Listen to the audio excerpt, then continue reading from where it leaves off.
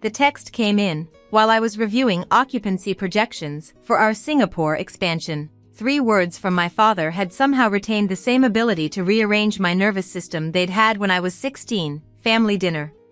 7 p.m. Then, on the next line, important discussion, no congratulations, no mention of the article, nothing about the fact that every major business outlet had spent the morning dissecting the valuation of my hotel group after the merger announcement, pushed past $580 million. Just an instruction. I stared at the message longer than I needed to, not because I was considering whether to go, because I already knew I would. Curiosity is an expensive instinct. My father had skipped my wedding 6 years earlier, not because of illness, not because of emergency, because he'd decided, 2 days before, that marrying Lena was a sentimental mistake, and that attending would signal approval. He'd called while we were finalizing seating arrangements. His voice had been clinical, almost bored. You'll understand eventually. I remembered standing in the venue hallway, looking at the florist carrying in white orchids. Lena had insisted were excessive, feeling something inside me quietly detach. The wedding happened. It was beautiful. Lena never asked me to forgive him, she simply adjusted the seating chart and carried on. That was one of the reasons I married her. Afterward, my father and I drifted into the kind of contact families maintain out of habit rather than connection. Holiday texts, occasional calls, careful, bloodless civility, until the article, until headlines turned my life into a number large enough to command his attention. I texted back, I'll be there, then I called my attorney. Not because I expected anything dramatic, because I've spent too many years learning that when people suddenly rediscover family after financial news, clarity is best documented. At 7 p.m., I arrived at my parents' house carrying a slim black folder. That's what I showed up with. Not security, not theatrics, paperwork. The dining room looked exactly as it always had. Heavy oak table. My mother's crystal glasses brought out for occasions she wanted to dignify. My younger brother, Ethan, already seated, visibly uncomfortable, and my father at the head of the table, as if geography could still establish hierarchy. He smiled when he saw me. It was the warmest expression I'd seen from him in years. That should have been my first warning. Dinner began with performance. Questions about travel. Comments about seeing my name everywhere. A carefully casual mention of how proud he'd always been.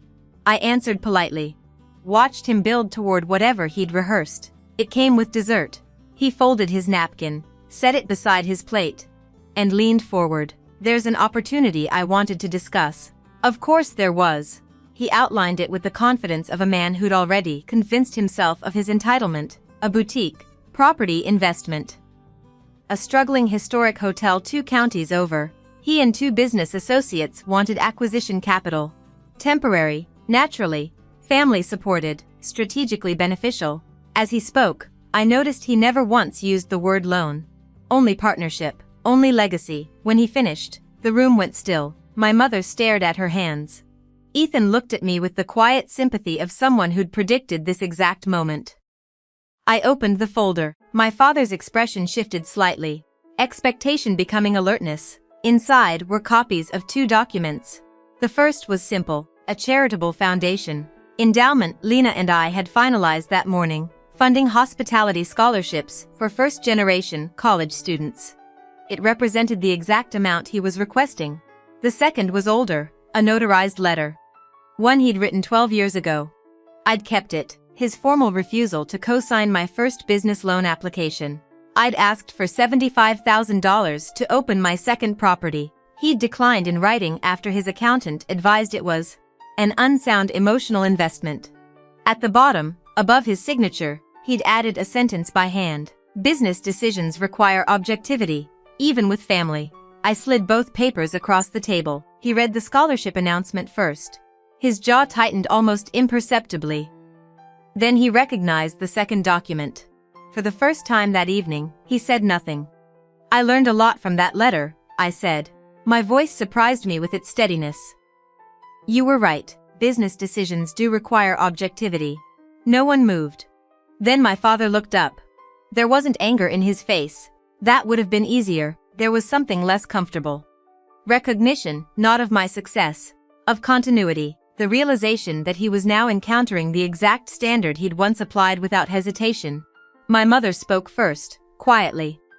"He did save that." "Yes," I said. My father nodded once, a small, almost involuntary gesture, as if acknowledging a point scored in a language he respected too much to dispute. The external consequence came the next morning. His associates contacted our corporate office directly, attempting to bypass me through investor relations. My legal team responded with a formal conflict of interest notice and refusal of further contact. Professional, final, unmistakable. He never brought up the investment again. We still speak. Birthdays, occasional dinners, Shapes' family remains intact, if altered, but something changed permanently that night. For years, I thought success might eventually earn the recognition absence had denied. It doesn't work that way. Success doesn't rewrite rejection. It just gives you enough distance to stop negotiating with it.